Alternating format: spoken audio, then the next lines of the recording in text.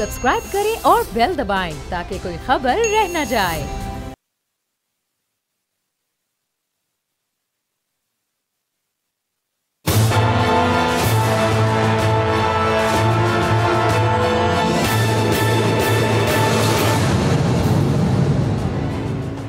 अस्सलाम वालेकुम नाज़रीन, मैं हूं समी इब्राहिम और आप देख रहे हैं प्रोग्राम तज्जिया। मेरे साथ आज एशियन न्यूज़ के ग्रुप एडिटर राना ताहिर हैं, बड़े नोन ब्लॉगर और हमारे स्टाफ का हिस्सा हैं, सीनियर रिपोर्टर हैं जनाब सदीक जान, और फिर अदील वड़ाइच किसी तारीफ़ के मोहताज नहीं है। माशाल्लाह बड़ा नाम कमाया इन्होंने सुप्रीम कोर्ट की रिपोर्टिंग में, पॉलिटिकल मामलात पर भी नज़र रखते हैं। तो आज इनको हमने अपने साथ, ये शरीक हैं हमारे साथ गुफ्तगू में। अहम इश्यूज़ हैं जिन पर बात करेंगे। एक तो लाहौर में जो नवाज़ शरीफ साहब का घर है जाती उमरा, उसमें बहुत सारी ज़मीन ऐसी है, बताया जाता है, जो शायद उसके इंतकाल मंसूख हो गए हैं। वो सरकारी ज़मीन थी, उसको जो हुकूमत सरकारी ज़मीन वागुज़ार करने के लिए वहाँ पर जो बुलडोज़र चलाने वाली थी, वो अभी फ़िलहाल तो वो रुक गया मामला, वो एक अदालत के हुक्म पर। लेकिन आगे जाके क्या होता है, ये मामला है क्या। मरियम औरंगज़ेब साहबा की प्रेस कॉन्फ्रेंस, जो लैंग्वेज और उसमें बड़ी पते की बातें हैं हुक्मरानों के लिए, वो हम चलाएंगे, उस पर बात करेंगे। और दूसरा बड़ा इम्पोर्टेंट आज रिव्यू पिटीशन जस्टिस काजी फ़ायज़ ईसा की 10 member bench supreme court of Pakistan, वहाँ पर आज मैं भी मौजूद था और ये हमारे दोनों साथी भी मौजूद थे। कई दफ़ा बड़ी गर्मी सर्दी हमने अदालत में देखी और बड़े सख्त रिमार्क्स एक दूसरे के हवाले से, गुफ्तगू भी बड़ी तेज़। अमूमी तौर पर सुप्रीम कोर्ट में ऐसे मनाज़र देखने को नहीं मिलते, तो इसलिए मैंने आज वो देखा तो ख़्याल था कि उसको हम पूरी तरह रिपोर्ट करें। लेकिन ज़ाहिर है अदालत है और उसका जो तकद्दुस है वो भी मलूज़ खातिर, इसलिए मैंने उन लोगों को अपने साथ बुलाया जो तमाम बारीकियाँ, कंटेम्प्ट ऑफ कोर्ट के जो कवानीन हैं उसकी बारीकियों को समझते हैं। तो ज़रा हम संभल कर गुफ्तगू करेंगे, क्योंकि जस्टिस काजी फ़ायज़ ईसा साहब वैसे ही इतना ज़्यादा प्यार करते हैं, इतना मोहब्बत करते हैं इतनी बोल से, कि किसी भी हेयरिंग में बोल का अगर जिक्र ना हो तो ये तो मुमकिन ही नहीं है, काजी फ़ायज़ ईसा साहब हों और बोल का जिक्र ना हो। तो इसलिए इनके साथ गुफ्तगू करेंगे। लेकिन सबसे पहले ये मैं आपको वो हिस्सा दिखाना चाहता हूँ घर का। एक बड़ा पैलेस है माशाल्लाह नवाज़ शरीफ साहब का, जो जिसको गिराना मकसूद था। ये वो जगह है जिसका इंतकाल 127 कनाल ज़मीन है ये, और औकाफ़ की महकमा औकाफ़ की पंजाब गवर्नमेंट की ज़मीन बताया जाता है। बड़े तरीके से इसको रिपोर्टेडली गवर्नमेंट के ख्यालात के हमारे जो ज़राए हैं उनके मुताबिक इसको इन्होंने अपने नाम लिया था। ये सरकार की ज़मीन थी, महकमा औकाफ़ की। पहले खातून के नाम ट्रांसफ़र हुई और फिर उस खातून ने शरीफ ख़ानदान को ये ट्रांसफ़र की, फिर इस पर ये पैलेस बना। और भी बहुत सारी, तकरीबन ये 1700 एकड़ ज़मीन है जिस पर ये घर है, और टोटल अगर एरिया है तो वो तो कहते हैं 2200 एकड़ से भी ज़्यादा है। और सबको पता है लाहौर में कि किस तरह ये ज़मीन ली गई थी, जिसके पास छोटी कुछ 7, 8, 10, 12 कनाल के जो ज़मींदार वहाँ पर मालकान थे, जिस तरीके से उनको थानों में बुलाकर शरीफ ख़ानदान के टाउटों ने इस ज़मीन को कब्ज़े में लिया, वो कोई लाहौर के लोगों से ढकी छुपी कहानी नहीं है। मैं मरियम औरंगज़ेब साहबा की जो प्रेस कॉन्फ्रेंस है उसके चंद हिस्से आपको सुनवाता हूँ। सबसे पहले तो आजकल बड़ी बात हो रही है कि रियासती रिट जो है वो कायम की जाएगी। बड़ा शेख रशीद साहब भी बड़ा हमारे दोस्त हैं, अब मैं कुछ कह नहीं सकता, आते हैं टीवी पर और बड़े बड़े फ़िक्रे कस के जाते हैं। मैं ज़रा आपको मरियम औरंगज़ेब साहबा की गुफ्तगू सुनवा देता हूँ। इस हुकूमत को किस नाम से वो बुलाती हैं, ज़रा आपको थोड़ा अंदाज़ा हो जाएगा। सुन लीजिए क्या फरमा रही हैं वो। ये मरियम औरंगज़ेब साहबा कह रही हैं, मुस्लिम लीग नून की सेक्रेटरी इंफॉर्मेशन है और पार्लियामेंटेरियन भी हैं। उनकी इस लैंग्वेज पर ना पेमरा को इतराज़ है, ना किसी हुकूमत को कोई इतराज़ है, और उन्होंने बाकायदा प्रेस कॉन्फ्रेंस में ये बात उन्होंने कही। ये मैं हुक्मरानों पर और आप पर छोड़ता हूँ कि आप क्या इस पे जज करेंगे। फिर उसके बाद आप आ जाइए, ये जो फ़ैसला था वज़ीर-ए-आज़म इमरान खान का, कल सरगोदा में भी गए थे वो, वहाँ पर हाउसिंग प्रोजेक्ट्स का उन्होंने इफ्तिताह करना था। वहाँ पर भी उन्होंने पूछा कि वो जो सरकारी ज़मीन थी शरीफ ख़ानदान के कब्ज़े में, उसके बारे में आपने क्या फ़ैसला किया? तो लोग खामोश थे, ऑफिसर्स आगे से पंजाब हुकूमत के खामोश थे, इसलिए कि बहुत सारे ऑफिसर्स ऐसे हैं जो वहाँ पर मौजूद हैं जिनके माजी से बड़े गहरे उनके रवाबत हैं और वो कोई ऐसा काम नहीं करना चाहते जिससे शरीफ ख़ानदान के साथ उनके ताल्लुकात ख़राब हों। और वैसे भी क्योंकि बहुत अरसे से शरीफ ख़ानदान की हुकूमत रही है, पंजाब में बहुत अरसा रही है हुकूमत, और फिर उनको किसी ने छेड़ा नहीं, तो इसलिए आम तौर पर यही पॉलिटिशियंस कहते हैं कि जी इतने अरसे से कुछ नहीं हुआ तो अब क्यों हो रहा है, तो पहले अगर कुछ खराबी होती तो पहले हो जाता। आइए मरियम साहबा की ये बात भी सुन लें। वो कह रही हैं कि 30 साल से इस अराजी पे किसी ने कोई इतराज़ नहीं किया। तो आपकी अपनी जो बात है मरियम साहबा, उसमें इसका जवाब है, इसलिए कि 30 साल तक किसी ने कुछ नहीं किया क्योंकि हुक्मरानी रही वहाँ पर शरीफ ख़ानदान की। शहबाज शरीफ साहब देखें कितना अरसा वो रहे, वज़ीर आला रहे पंजाब के, और फिर पीपल्स पार्टी के साथ तो अंडरस्टैंडिंग हो गई थी। तो अगर 30 साल किसी ने इसकी कानूनी हैसियत के बारे में कोई चैलेंज नहीं किया और उन कागजात को नहीं देखा, तो इसका ये मतलब नहीं है कि वहाँ पर वो जो कुछ भी है वो दुरुस्त है या वो कानूनी है। बिल्कुल इसका ये मतलब नहीं लिया जा सकता। मैंने आपसे अर्ज़ किया कि बहुत सारे पंजाब में अभी तक ऐसे ब्यूरोक्रेट्स हैं, बड़े अहम ओहदों पर फायज हैं लाहौर में, वो जो लॉयल रहे शरीफ ख़ानदान के और ग्रुप्स की सूरत में हैं। मैं नाम नहीं लेता किसी का। आज मरियम साहबा ने इस बात की तस्दीक की कि वहाँ पर उनके हमायती ऑफिसर्स मौजूद हैं। किस तरह से उन्होंने इसका जिक्र किया, खुद सुन लीजिए। यानी वो अफसरान इल्तिजा कर रहे थे, इनसे कह रहे थे, पंजाब हुकूमत से कह रहे थे, खुदा दा वास्ता इस कानून ना हटाओ, ये बड़ा गैर कानूनी काम होएगा। मैं उन्हीं ग्रुप्स की बात कर रहा हूँ जो बज़ाहिर कानूनी दस्तावेज़ात का सहारा लेके शरीफ ख़ानदान को प्रोटेक्ट कर रहे हैं। ये अब काम है हुकूमत पाकिस्तान का, ये काम है हुकूमत पंजाब का, उस्मान बुज़दार साहब का, जनाब इमरान खान साहब का, कि वो देखें कि कौन लोग हैं, वो कौन ऑफिसर्स हैं जो मुख्तलिफ़ तावीलात करते हैं, सहारा लेते हैं उनका। और ये जो सरकारी ज़मीन पर कब्ज़ा किया हुआ है शरीफ ख़ानदान ने, वो ज़मीन वागुज़ार नहीं होने दे रहे। ये तो अब इनका, इमरान खान साहब का और बुज़दार साहब का काम है कि वो उनको ट्रैक डाउन करें और फिर उनका को बंदोबस्त करें। अब सिर्फ यहाँ पर बात ख़त्म नहीं होती। आज शेख रशीद साहब रिट की बात कर रहे हैं, प्राइम मिनिस्टर भी कह रहे हैं हमने रिट एस्टैब्लिश करनी है। बड़ी अच्छी बात है, रिट एस्टैब्लिश होनी चाहिए, लेकिन ज़रा ये सुन लें क्या कह रही हैं मरियम औरंगज़ेब साहबा, कि ज़रा नज़र उठा के देखिएगा जाती उमरा की तरफ, तो फिर हम आपको बताएंगे। ज़रा उन्हीं की ज़ुबानी सुन लें। अब ये मरियम औरंगज़ेब साहबा कह रही हैं, अभी ये अपोजिशन में हैं तो इनका ये रवैया है, किस तरीके से ये जो लैंग्वेज इन्होंने इस्तेमाल की, किस तरीके से ये धमकी दे रहे हैं।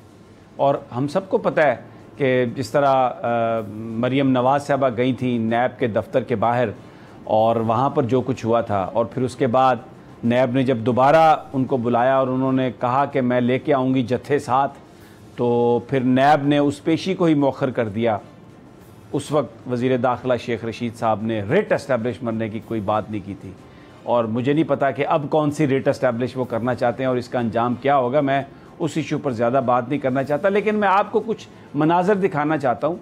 ये मरियम औरंगज़ेब साहबा, ये सियासी जमातें जो पाकिस्तान के इदारों को बुरा भला कहती हैं, इलेक्टेड गवर्नमेंट्स को बुरा भला कहती हैं, दिन दहाड़े कहती हैं कि हम उल्टा देंगे इनको, और नैब जो है वो मजबूर हो जाती है कि इनकी पेशियाँ मौखर करे। जब ये हुकूमत में थे तो तब इन्होंने क्या किया था, ये देखा आपने कि रियासती जब ये हुकूमत में थे तो क्या करते थे, अब हुकूमत में नहीं हैं तो ये किस तरीके से धमकियाँ दे रहे हैं। अदील वड़ाइच, आपने ये सब देखा, कुछ आप बयान करेंगे कि ये किस तरह से हुकूमत जो है फिर अब रेट एस्टैब्लिश कर रही है, और ये आपके सामने है। तो ये एक डिस्क्रिमिनेशन है, कुछ लोगों के लिए तो कुछ और कवानीन है और कुछ इदारों और जत्थों के लिए कुछ और कवानीन है। समी साहब, एक बड़ी आपने वैलिड पॉइंट उठाया, जो मरियम औरंगज़ेब भी ये कह रही थी कि जी 30 साल से इस पर किसी ने बात नहीं की। 30 साल से कौन बात करता? आज भी ब्यूरोक्रेसी में बहुत से लोग ऐसे हैं जो ये उम्मीद लगाए बैठे हैं कि कल को ये दोबारा आएंगे, फिर हम कल दोबारा इनके साथ काम करेंगे। और ये बनी गाला वाले मामले पे क्या करते थे? इमरान खान ने 300 कनाल जो अराजी थी सारी, उसकी जो मनी ट्रेल और सारे वो जो डॉक्यूमेंटेशन सुप्रीम कोर्ट में पेश की, वो जोन 4 में था, उसको जोन 3 में कह के ये कहते रहे कि ये गैर कानूनी है। उन्होंने अपना केस प्रूफ किया अदालत में जाके, उनके रिहाइशगाह का जो मामला था। अब ये मामला आया है, इसमें अब वो रजिस्टर खुल गए हैं, वो पटवारियों के रिकॉर्ड खुल गए हैं, उसमें अब इनको साबित करना है जाके अब अदालतों में, बजाय इसके कि रियासत को, हुकूमत को ललकारने के। अगर आपके पास मनी ट्रेल है, आपके पास सारे ये खरीदो फरोख्त का सारा रिकॉर्ड जेन्युइन है आपका, तो आपको क्या मसला है? आपको तो इसमें बेफिक्र होना चाहिए।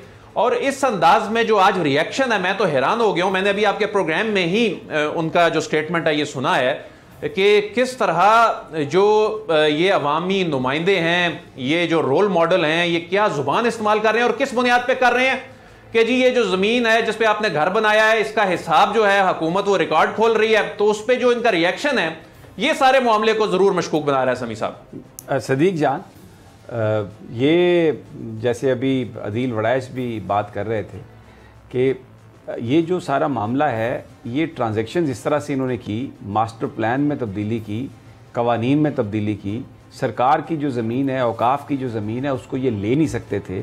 वज़ीर आला साहब ने, क्योंकि पहले नवाज शरीफ साहब वज़ीर आला थे, फिर शहबाज शरीफ साहब वज़ीर आला, इन्होंने जिस तरीके से वो ज़मीन गैर कानूनी तौर पर एक प्राइवेट पार्टी को दे के फिर अपने नाम ट्रांसफ़र करवाई, और 30 साल तक किसी ने इसको कुछ नहीं किया, इसलिए कि इनकी हुकूमत थी, या जो हुकूमतें आईं वो कोई इमरान खान की तरह की हुकूमतें नहीं थीं, वो ऐसी हुकूमतें नहीं थीं जो इतने बड़े बड़े लोगों को जिन्होंने पकड़ा जाके और इलाके वागजार कराने की कोशिश की। जब वो गैर कानूनी ट्रांजैक्शन सामने आई, उस गैर कानूनी ट्रांजैक्शन को कैंसिल किया गया, तो उस पर इन्होंने ये वावेला किया। और बहरहाल अदालतें जो हैं वो आज़ाद हैं, कानून के मुताबिक काम करती हैं। आज इन्होंने अदालत से स्टे भी ले लिया, तो ये तो जो ट्रांजैक्शन है ये गैर कानूनी ट्रांजैक्शन थी, और उस गैर कानूनी ट्रांजैक्शन को हुकूमत ने कैंसिल किया।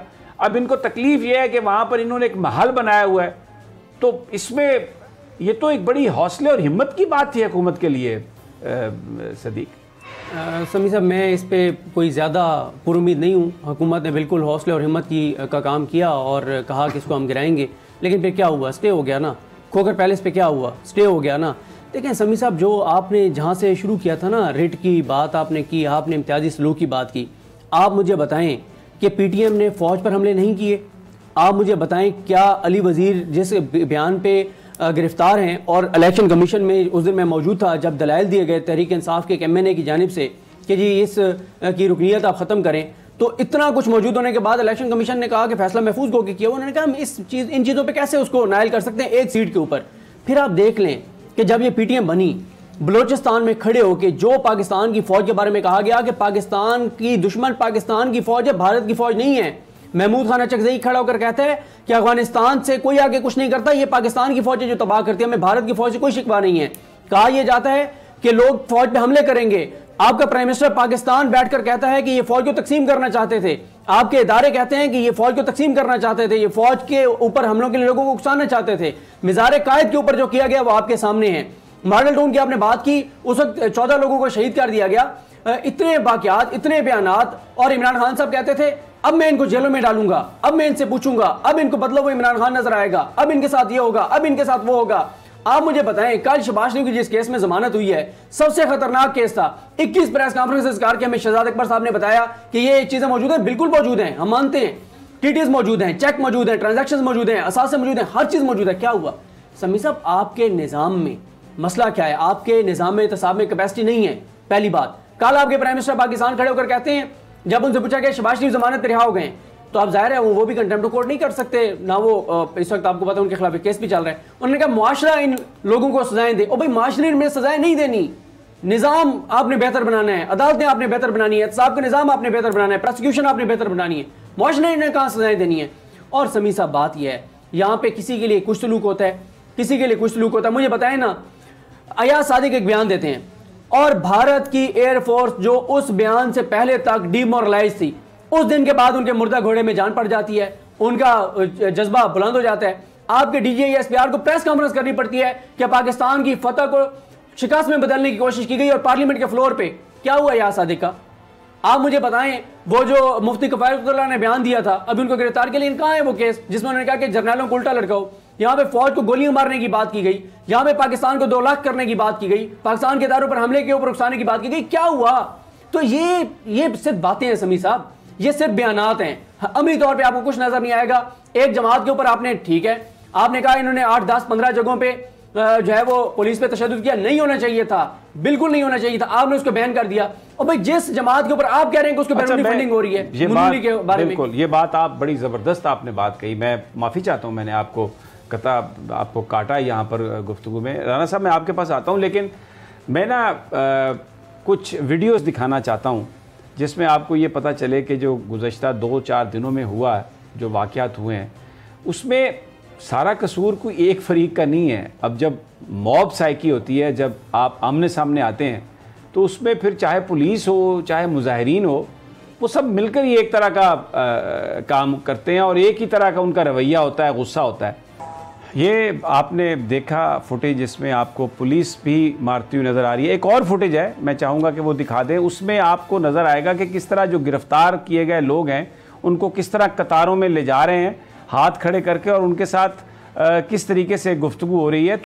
ये देखा आपने कि दोनों फरीक जो हैं वो आपस में जब लड़ते हैं तो इसी तरह ही होता है। तो ये कहना कि एक ग्रुप ने ये सब कुछ किया, मेरा ख्याल है ये इसकी इन्वेस्टिगेशन अगर हो तो आपको पता चलेगा कि दोनों तरफ से ही इसी तरह का रवैया अख्तियार किया गया। आम आदमी जब थाने जाता है या ट्रैफिक पुलिस किसी को रोकती है तो वो क्या उसके साथ सलूक करती है, तो वो मॉब जो सामने खड़ा है, जिसको उनके ज़िम्मे ये काम है कि इसको डिस्पर्स करना है, तो उनके साथ अगर उनका कोई आपस में आमना सामना होगा तो वहाँ पर हम ये तवक्को करें, या ये शेख रशीद साहब बताएं कि पुलिस जो थी वो तो बहुत ही पुरअमन थी और बड़े आराम से फूलों के गुलदस्ते लेके जा रही थी लोगों की तरफ, और लोगों ने पकड़ के उन्हें मारा।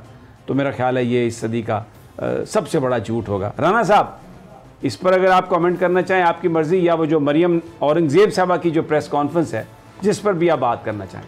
देखिए समी साहब, पहली बात तो ये है कि जो आपने मोहतरमा मरियम औरंगज़ेब साहिबा की गुफ्तगू सुनाई, इससे ये बात एक दफ़ा फिर साबित हो गई। पहले भी कहते हैं, अब एक दफ़ा उन्होंने फिर साबित कर दिया कि मुस्लिम लीग नून जो है वो शरीफ ख़ानदान की लौंड के घर की लौंडी है, इससे ज़्यादा उसकी कोई और हैसियत नहीं है।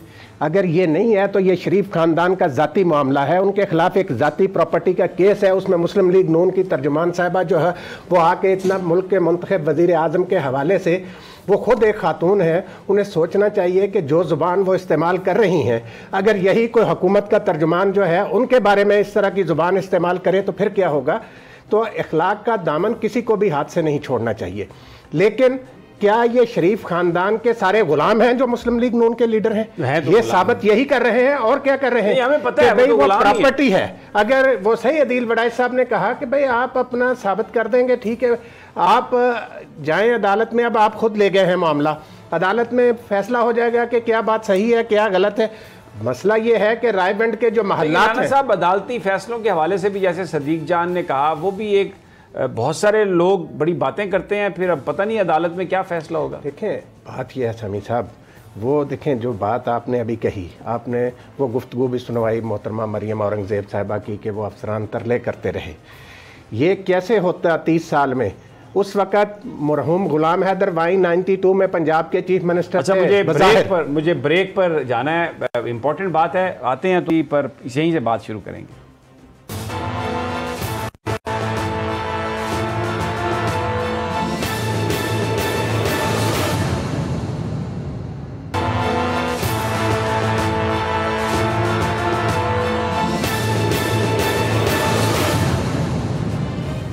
वेलकम बैक नाजरीन। पाकिस्तान की सूरत हाल जिसमें आज मरियम औरंगज़ेब साहबा ने जो लैंग्वेज इस्तेमाल की वज़ीर आज़म पाकिस्तान के हवाले से, हुकूमत पाकिस्तान के हवाले से, हुकूमत पंजाब के हवाले से, इंतहाई शर्मनाक, इंतहाई अफसोसनाक। लेकिन उससे भी अफसोसनाक ये कि जो इदारे हैं पाकिस्तान के जिनके ज़िम्मे ये काम है, सब खामोश हैं। कोई इस हवाले से किसी तरफ से भी यानी ऐसा समझा जा, ऐसा लगता है कि एक्सेप्ट कर लिया गया कि ऐसा ही होगा। ब्रेक पर जाने से पहले राना ताहिर साहब बात कर रहे थे इस इशू पर। जी राना साहब। जी समी साहब, मैं बात कर रहा था कि 92 में मरहूम गुलाम हैदर वहीं पंजाब के चीफ मिनिस्टर थे। वो सारी दुनिया जानती है कि वो दिखावे के चीफ मिनिस्टर थे, अमली तौर पर शहबाज शरीफ साहब सूबा चला रहे थे। उस वक्त इन्होंने ये ज़मीन हथियाई। उसके बाद शहबाज शरीफ साहब खुद चीफ मिनिस्टर बन गए थे पंजाब के। उसके बाद जो ये हवाला दे रही थी परवेज़ मुशर्रफ साहब का, उनसे खुद माफ़ी मांगकर नवाज शरीफ 2000 में बैरून मुल्क चले गए, तो वो केस सारे बंद हो गए। फिर आगे क्या इन्वेस्टिगेशन होनी थी, और उसके बाद इनके भाई आसिफ जरदारी साहब और फिर शहबाज शरीफ 2008 में पंजाब के चीफ मिनिस्टर बन गए, 2018 तक चीफ मिनिस्टर रहे। तो ये इंक्वायरी कैसे होनी थी? अब इमरान खान में ने ये हिम्मत की है कि ये पता चलाया जाए कि ये सारी वारदातें कैसे होती रहीं। अब जब उसका पोल खुला है तो इन्होंने चीखो पुकार शुरू। अब इससे ये जुर्म की संगीनी का अंदाज़ा जो आज की चीखो पुकार है उससे होता है। समी बिल्कुल सही कह रहे हैं आप। और इस मामले को देखें आप, झोंपड़ियाँ तो तजावजात के नाम पर गिरा देते हैं, तो ये महल्लात गिराए जाने चाहिए समी साहब, इसमें कोई चीज़ आड़े नहीं आनी चाहिए। और जो मॉडल टाउन के आपने अभी दिखाई है, जिस तरीके से मासूम लोगों को गोलियों से भूना गया, वो आज भी इंसाफ, वो मासूम बच्ची जिसकी माँ को शहीद किया गया, वो आज भी इस मुल्क के निज़ाम इंसाफ की तरफ देख रही है। अदालत आलिया लाहौर के मोहतरम जज जनाब जस्टिस बाकर नजफी साहब ने, जो उनकी सरबराही में जो एक कमीशन बना था, उसने जो रिपोर्ट दी, उस रिपोर्ट पर आज तक समी साहब क्यों अमल नहीं हुआ? क्यों ये सारे मामलात सर्दखाने में हैं? ये इमरान खान को जवाब देना होगा। वो FIR जो उस वक्त के आर्मी चीफ की मुदाखलत से दर्ज हुई थी, उसका क्या बना? ये सारे मामलात जो हैं ये इस मुल्क के निज़ाम इंसाफ की तरफ देख रहे हैं। बिल्कुल देख रहे हैं निज़ाम इंसाफ। अब ज़रा सुप्रीम कोर्ट ऑफ पाकिस्तान, आला तरीन हमारी अदालत, अदील वड़ाइच, आज अदालत में बड़ी एक, अगर मैं ये कहूँ कि बड़ी एंगेजिंग किस्म की सारी वो समात थी। जो लोग अदालत में मौजूद थे वो भी बड़े एंगेज थे, देख रहे थे। कई दफ़ा तो पारा बड़ा हाई हुआ, ख़ासतौर पर जस्टिस मुनीब अख्तर और जस्टिस काजी फ़ायज़ ईसा के दरमियान 2 दफ़ा तो बहुत ज़बरदस्त वो एक्सचेंज हुई, उनकी बड़ी हॉट टॉक थी वो। समी साहब, 4 ऐसे मौके थे जब सख्त जुमलों का तबादला हुआ। जो मोअज़्ज़ज़ 10 रुकनी बेंच है, इसके कुछ जज साहिबान का और रोस्टम पर खड़े जस्टिस काजी फ़ायज़ ईसा साहब का, आज वो दिन आ गया है कि जो पहले दिन समी साहब अदालत रिलेक्टेंट नज़र आती थी कि काजी फ़ायज़ ईसा साहब रोस्टम पर ना आए बल्कि इनके वकील आएँ, तो शायद आज वो दिन है जो ये जाहिर करता है कि वाकई काश ऐसा दिन ना आता कि जो मुकालमा हुआ क्या कि जब ज़ाहिर काजी साहब वहाँ पर रोस्टम पर थे तो वहाँ रोस्टम पर मौजूद शख्स एक साइल की हैसियत से होता है, और जज साहब ये बार बार कहते हैं कि यहाँ एक जज की हैसियत से नहीं है। वो एक सवाल पूछते हैं, उसका जवाब अगर कुछ और आता है, फिर उसमें होता यह है कि बहुत सारे जज साहिबान ज़ाहिर काजी साहब के वहाँ जूनियर भी हैं, लेकिन वो एक जज की हैसियत से बैठे हैं। तो आज हुआ यूं कि जब एक बड़ा टेक्निकल सवाल जो है, जज साहिबान बुनियादी तौर पे चाहते ये थे कि वो अपने कोर इशू पर आए। बार बार कोर इशू पे बात होती थी, वो फैजाबाद धरने वाली साइड पे चले गए, और फिर फैजाबाद धरने वाली साइड से होते होते फिर वो इस बात पे आ गए कि अब आप चाहते हैं कि मैं मौजूदा चीफ जस्टिस का नाम लूं, वो जो नजरसानी पिटिशंस के हवाले से। उस पर फिर जस्टिस मुनीब अख्तर साहब ने वो बड़े बरहम नजर आए, उन्होंने एक किस्म की झाड़ पिला दी। उन्होंने कहा मुझसे आप ऐसा मंसूब ना करें, मैंने तो ऐसा नहीं कहा। आपकी इज्जत का ये मतलब तो नहीं है कि आप जिस पे चाहें जो इल्जाम लगा दें, बेहतर होगा अपने केस पर फोकस करें। फिर जस्टिस मंजूर मलिक साहब को इसमें मुदाखलत करके कहना पड़ा, काजी साहब आप अपना जो टेंपर है ये लूज ना करें, यहां आप एक वकील की तरह बिहेव करें। तो उन्होंने कहा मैं तो खुद कर रहा हूं, मैं वकील नहीं। उन्होंने कहा but you should act as a lawyer not as a party. अच्छा, दूसरा मामला समी साहब जो था वो FBR वाले मामले पर हुआ कि जी ये मामला जो है कराची का था, इस्लामाबाद आ गया। इस पर जब आर्गुमेंट्स हो रहे थे तो उसमें फिर काजी फ़ायज़ ईसा साहब ने कहा जी मेरा काम है दलाइल देना, आप इसे मानते हैं या ना माने। अब कोई आम साइल इस रोस्ट्रम पर खड़े हो के कोई ऐसी जसारत ऐसा सोच भी नहीं सकता जाहिर है, लेकिन ये वो दिन है कि जाहिर है एक जज साहब जो हैं वो मौजूद हैं, अपना केस लड़ रहे हैं, और बेंच का अभी तक कंसर्न जो है वो ये है कि आप अपने कोर इशू पर आए। आज का सारा दिन आज क्या हुआ, जस्टिस उमर अता बंदियाल साहब ने यह कहा कि अब आप कह रहे हैं कि ये जल्दी करें जी, चूंकि मंजूर मलिक साहब ने रिटायर हो जाना है, तो आपने एक महीना, मार्च का महीना जो है वो आपने लाइव स्ट्रीमिंग पे लगा दिया। अब आप कह रहे हैं कि जी इसको जल्दी करें, तो अभी बहरहाल कुछ दिन हैं और काजी साहब चाह रहे थे कि ये केस कल लगे, लेकिन जज साहब ने कहा कि मार्च के महीने में आप लाइव स्ट्रीमिंग पे रहे हैं, अब आप इस पर आकर अब भी आप अपने कोर इशू पर बात कर लें। फिर एक मौका ऐसा आया जब अनवर मंसूर साहब वाला मामला आया और उसमें उन्होंने कहा जी कि इन्होंने जज साहिबान पे इल्जाम लगाया कि ये मुझे असिस्ट कर रहे थे, उस पर फिर उन्होंने ये कह दिया जी आपने कुछ किया ही नहीं है। फिर उस पर बाकायदा जस्टिस उमर अता बंदियाल साहब ने बरहमी का इजहार किया कि आप हमें नाराज कर रहे हैं ऐसी बात करके। तो आज वो अपने ओहदे पर नहीं, उन्होंने रिजाइन कर दिया। फिर ऊपर से उनको ताना ये मिला कि आपने तो नहीं रिमूव किया, ये तो हुकूमत ने रिमूव किया है। फिर उसके बाद फिर जज साहब को ये कहना पड़ा कि हुकूमत ने क्यों रिमूव किया है। तो वो सारी सूरतें। एक और बड़ी बात थी जिसमें काजी फायज ईसा साहब ने यह कहा कि उनको मंसूर साहब को जेल में होना चाहिए, जिस पर यह कहा जस्टिस उमर अता बंदियाल ने कि हम यहाँ पर लोगों को जेल भेजने के लिए नहीं बैठे, हम फैसला करने के लिए बैठे।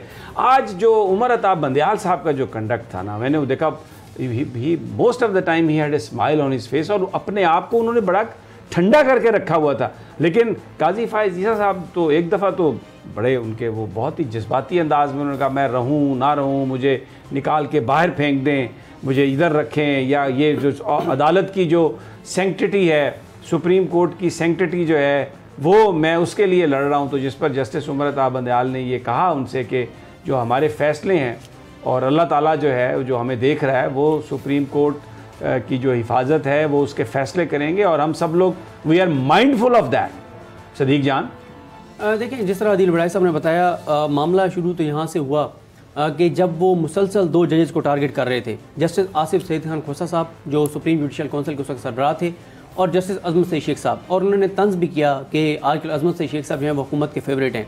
जब वो उन 2 जजेस पर उनका फोकस था तो मुनीब अख्तर साहब ने कहा कि आप उन 2 जजेस को मुसलसल उन पर बात कर रहे हैं जो कि अब रिटायर हो चुके हैं, यानी आप वो सुप्रीम जुडिशल काउंसिल में नहीं है, और आप इसलिए पूरे आपका आर्गूमेंट यह है कि सुप्रीम जुडिशल काउंसिल में इसलिए ना भेजें कि वहाँ पे मुझे तहफ़्फ़ुज़ात हैं और तहफ़्फ़ुज़ात जिन पे आपको थे वो तो रिटायर हो चुके हैं। तो मेरे ख्याल है उन्होंने कहा कि ज़रूरत नहीं है बार बार नाम लेने की। और एक बात और हमें ये देखनी चाहिए कि सुप्रीम जुडिशल काउंसिल वाहिद वो आइनी फोरम है जिसने जजेस का एहतसाब करना होता है, जिसमें सुप्रीम कोर्ट के 3 सीनियर 3 जजेस यानी चीफ जस्टिस पाकिस्तान और 2 सीनियर 3 जजेस, 2 हाई कोर्ट के सीनियर 3 जजेस मौजूद होते हैं। और उस फोरम के बारे में आप और मैं कोई बात करें तो हमें कंटेम्प्ट ऑफ कोर्ट हो जाए, लेकिन एक जज वहां पे रोस्टम पर खड़े हुआ बार बार उनके ऊपर ऐसी ऐसी बातें कर रहे हैं जो हम दो रहे हैं तो पता नहीं हमें नोटिस आ जाएगी आप क्या बातें कर रहे हैं। उस पर जब उन्होंने ये कहा मुनीब अख्तर साहब ने, तो उस पर काजी फायसल साहब ने रिएक्ट किया। अब मसला ये है जिस तरह आदिल बड़ाई साहब ने कहा कि देखें जजेस सवाल करते हैं, रोकते हैं, वो कहते हैं आप रैली में रहें, मुनीब अख्तर साहब उस तरह से सवाल करते हैं। एक और जो मामला है वो ये है समी साहब, सुप्रीम कोर्ट के तमाम जजेस ज़ाहिर है इस काबिल होते हैं तो उनको ऊपर लाया जाता है, लेकिन 3 जजेस इस वक्त इन 17 जजेस में से ऐसे हैं जिनमें से एक जो है वो मुनीब अख्तर साहब हैं। जिस तरह हमने पनामा में इजाजुल हसन साहब को देखा था, उसी तरह से यहाँ पे मुनीब अख्तर साहब का किरदार है।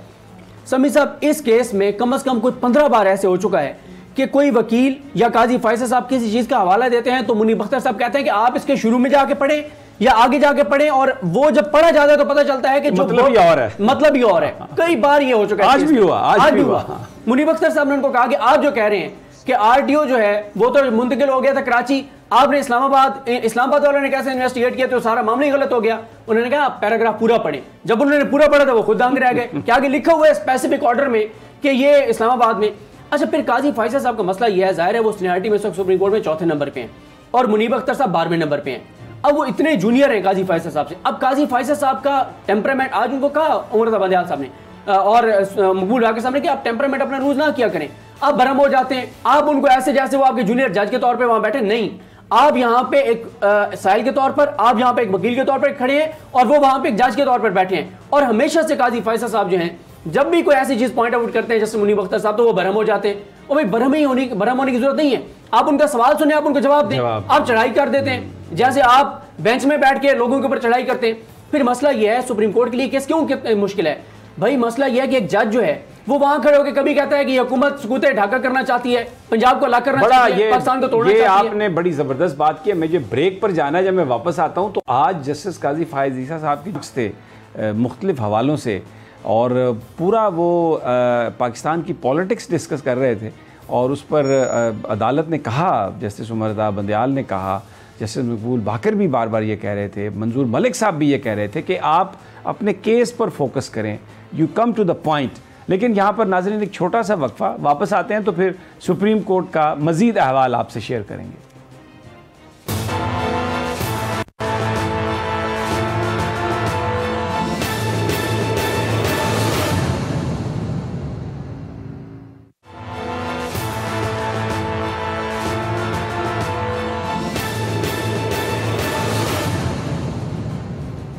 वेलकम बैक नाजरीन। सुप्रीम कोर्ट ऑफ पाकिस्तान में जस्टिस काजी फ़ायज़ ईसा साहब की जो रिव्यू पटिशन है उसकी समाअत का हाल डिस्कस हम कर रहे हैं, जान रहे हैं। सदीक जान भी हैं और अदील वड़ाइच भी हैं, राना ताहिर भी हमारे साथ हैं। बड़ी इंटरेस्टिंग एक बात थी अदील वड़ाइच, मैं चाहूँगा कि ज़रा आप, आज जस्टिस काजी फ़ायज़ ईसा साहब ने अपनी फ़ैमिली का बड़ा जिक्र किया अपनी अहलिया के हवाले से। तो उन्होंने कुछ अशार भी पढ़े और फिर उनके जो ससुर का उनकी जो बीमारी और जो इंतकाल था उसके हवाले से भी आज उन्होंने गुफ्तगू की। समी साहब, बिल्कुल इस केस में शुरू से भी और ख़ास तौर पे आखिर में आके जब जज साहिबान बार बार ये कह रहे थे, बल्कि जो जस्टिस मकबूल बाकर साहब ये कह रहे थे, मंजूर मलिक साहब ये कह रहे थे, उमर अताब बंदियाल साहब ये कह रहे थे, जस्टिस मुनीब अख्तर ये कह रहे थे कि आप अपने कोर इश्यूज़ पर आएँ, आप मेन पॉइंट पर आएँ। तो इस नज़रसानी में बुनियादी तौर पे उन्होंने उस 19 जून 2020 के फैसले के ग्रे एरियाज़ को पॉइंट आउट करना था, उसमें जो सुकम है उनको पॉइंट आउट करना था। लेकिन आज वाकई बड़ी दिलचस्प सूरत हाल थी। वहाँ पर उन्होंने अपनी फैमिली और इस तरह की चीज़ें जो हैं वो रोस्टम पर जज साहिबान को उससे मुतल्लिक आगाह किया। उन्होंने कहा कि मेरे जो ससुर हैं वो अल्लाह को प्यारे हो गए और किसी को इस बात की परवाह नहीं है। उन्होंने साहबजादी का और उन्होंने अपनी अहलिया और अपने घर की सारी सूरत हाल का वो बताया। फिर उन्होंने ये भी बताया कि उन्होंने ज़िंदगी में पहली मरतबा जो छुट्टी है वो अब जाकर ली, इससे पहले वो सबसे कम छुट्टियां करने वाले जा जाए। तो बुनियादी तौर पर बेसिकली वो उन्होंने ये कहा कि मैंने छुट्टी ली, मेरी बच्ची का भी मामला था और मेरे ससुर भी बीमार थे, लेकिन सुप्रीम जुडिशल काउंसिल का इजलास रख दिया गया जी, और मेरी जो छुट्टी थी वो सारी की सारी वो उसमें उनका कहने का मतलब ये था कि उनको अजियत दी गई। और उन्होंने कहा कि ऐसे इनको मालूम था कि ऐसे वक्त में तकलीफ दो कि ये जवाब ही ना दे सके। लेकिन मैं यहाँ पर एक बात कहता हूँ, इसका मतलब तो ये है कि जब ये बड़े बड़े केस लगते हैं सुप्रीम कोर्ट में और फिर बेंचेस बनते हैं या फुल कोर्ट सुने, तो वो जो बेचारे साइल कहाँ से आए होते हैं अपने तारीखों के लिए, उनके साथ जो होती है, तो वो मुझे लगता है कि वो शायद काजी फ़ायज़ ईसा साहब को उसका एहसास हुआ होगा। क्योंकि एक दफ़ा मुझे याद है मैं अदालत में था और एक ये जो पनामा पेपर्स का था चल रहा था उस वक्त मामला, तो अदालत सारी उसमें मसरूफ़ थी, बेंच बड़ा लगा हुआ था। तो वो एक लड़का, एक बूढ़ा आदमी था, उसने कहा कि 2 भेड़ें अपनी बेच के, आज मेरी तारीख थी, मैं इधर आया था और मैं इधर आया हूँ, तो उस दिन वकीलों की स्ट्राइक थी शायद उसकी वजह से, तो अब पता चला कि यहाँ पर अदालत ही बंद है, तो अब पता नहीं, अब मैं वापस जाऊँगा तो फिर जब आऊँगा तो फिर पता नहीं 2 भेड़ें बेचनी पड़ेंगी। तो वो एक जो अदालतों में अगर आएँ और तारीख लगी हुई हो और उसकी समाअत ना हो या केस लंबा हो, एक प्रॉब्लम तो है वो अदील वड़ाइच। देखें, आज ये बाकायदा जज साहब को कहना भी पड़ा कि सिर्फ यही केस तो नहीं है, दूसरे केसेस भी हैं। इसके बाद 1 बजे फिर जो है वो 1:15 बजे वो बेंच आना है। उसके बाद कल वो कह रहे थे कल केस लगा दें। फिर वो जो चीफ जस्टिस साहब के कमरा अदालत का जिक्र हुआ जी, चीफ जस्टिस साहब ने, चूंकि ये चीफ जस्टिस साहब की अदालत है, तो वो ये चाह रहे थे अच्छा जी फिर कोई चीफ जस्टिस साहब जो है वो किसी और अदालत। तो सर ये मेरे लिए बड़ा तकलीफ देता था। मैंने 12-13 साल में पहली मर्तबा देखा, क्योंकि एक अदालत की, हम देखें जर्नलिस्ट तो हैं लेकिन एक पाकिस्तानी है, पहले ये अदालत, ये कमरा अदालत नंबर 1 है। इस कमरा अदालत नंबर 1 से ऊपर कोई छत नहीं है, इशारे दस्तूर का सबसे ऊंचा कमरा है। उसकी वजह ये है, इसकी इज्जत और तकरीम है, ये रखी गई है। तो जब खुद बेंच से इस तरह की चीजें या जो साथी जज अगर कोई रोस्टरम पर खड़े हो इस तरह की बात करेंगे तो इससे आम अवाम में, और समी साहब ये जो 6 रुकनी बेंच ने, जो 10 में से 6 जजेस ने फैसला सुनाया है कि लाइव स्ट्रीमिंग नहीं हुई, मैं तो अब सोचता हूं कि ये बड़ा ही बरवक्त फैसला था। अगर ये लाइव स्ट्रीमिंग में चीजें चली जाएं, अदालतों की इज्जत, तकरीम, एक एहतराम जो अवाम के दिलों में, नजरों में है, ये चीजें इस अंदाज में तो नहीं जानी चाहिए थी कि जिस अंदाज में जो है वो वहां पर गुफ्तगू हो रही होती है। बहरहाल ये केस है, इसमें मेरिट पे फैसला होना है, जज साहिबान ने इसमें मेरिट पे फैसला ठीक हो गया। अच्छा सदीक जान, आज काजी फ़ायज़ ईसा साहब ने वज़ीर-ए-आज़म पाकिस्तान के सबक का भी बड़ा जिक्र किया कि उन्होंने अपनी प्रॉपर्टी जो है उनके हवाले से वो डिस्क्रिमिनेशन का जिक्र कर रहे थे कि उनके लिए कुछ कवानीन और हैं, मेरे लिए कुछ कवानीन और हैं। जी, उन्होंने पहले तो शुरू में कहा कि मैं भी इमरान खान साहब का एक फ़ैन था, मैं भी उनका वो प्ले कार्ड लेके खड़ा होता था जब वो क्रिकेटर थे, और ऑटोग्राफ भी एक बार मैंने लिया था।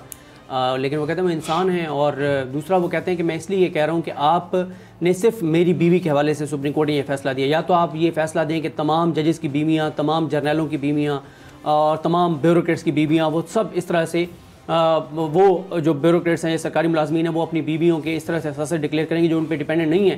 फिर उन्होंने कहा उमरता बंदयाल साहब को कि आपने इमरान खान का फ़ैसला किया, उसमें इमरान खान ने न्याजी सर्विसेज के ज़रिए अपनी प्रॉपर्टी छुपाई, लेकिन वहाँ पे फ़ैसला क्या आया आपको पता है। और उन्होंने कहा कि इमरान खान ने अपनी बीवी के असासे छुपाए, मैंने वो नहीं किया, मैं इसलिए रिकॉर्ड इमरान खान से मांग रहा हूँ।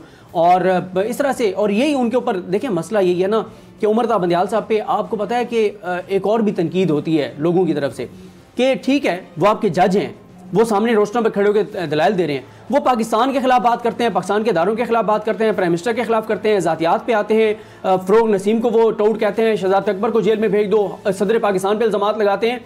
तो लोग ये कहते हैं कि कोई और वकील क्या खड़ा होकर वहाँ पर ये बातें कर सकता है? क्या कोई आम साहिल ये बातें कर सकते हैं वहाँ पर जो काजी फैसल साहब खड़े होकर कर रहे हैं?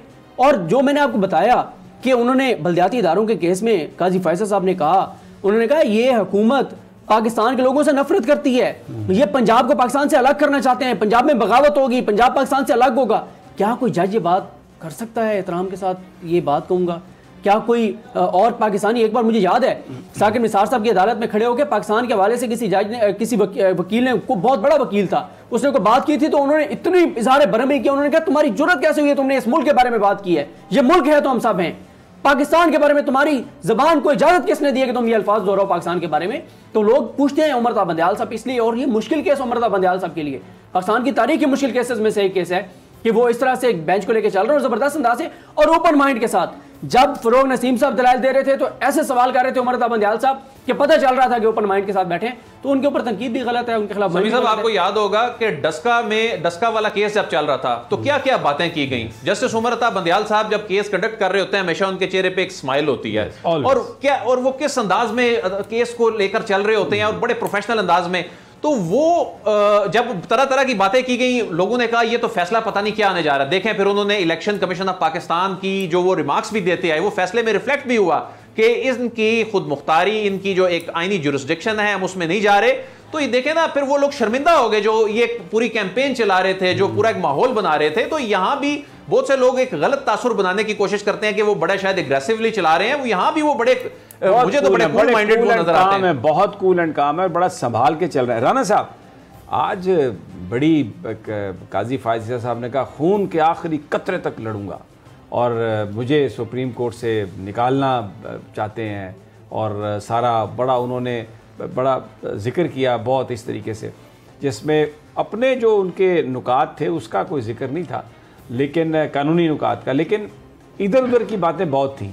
तो बड़ा एक अजीब सा, वो जज कह रहे थे कि आप अपना केस प्लीड करें, लेकिन काजी फायज़ साहब जो बार बार कभी इधर निकल जाते थे कभी उधर निकल जाते थे।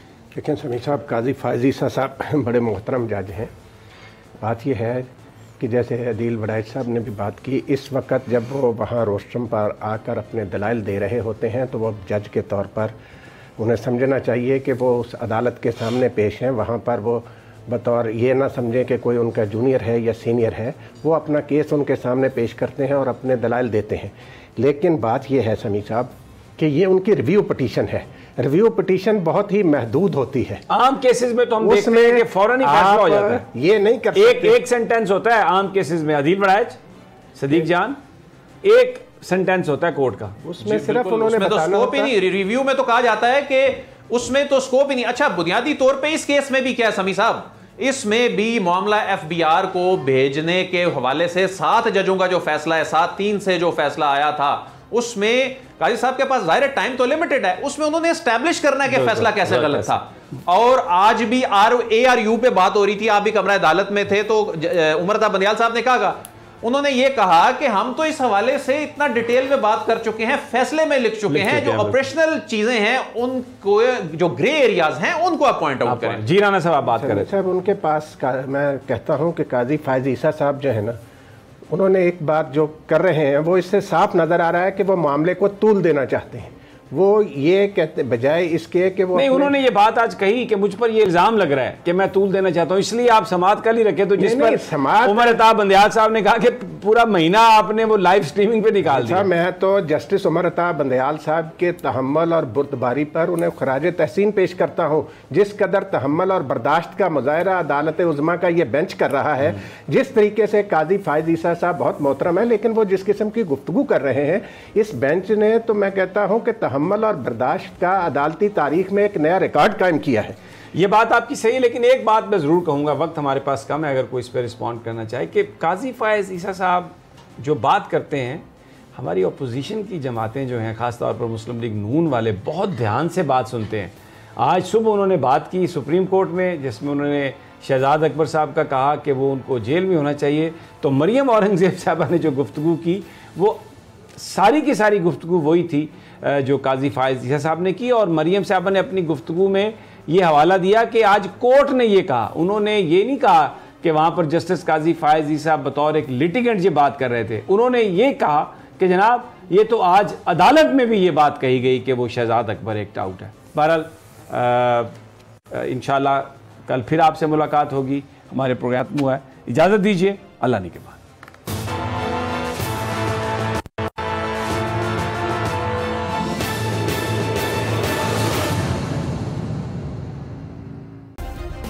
सब्सक्राइब करें और बेल दबाएं ताकि कोई खबर रह न जाए।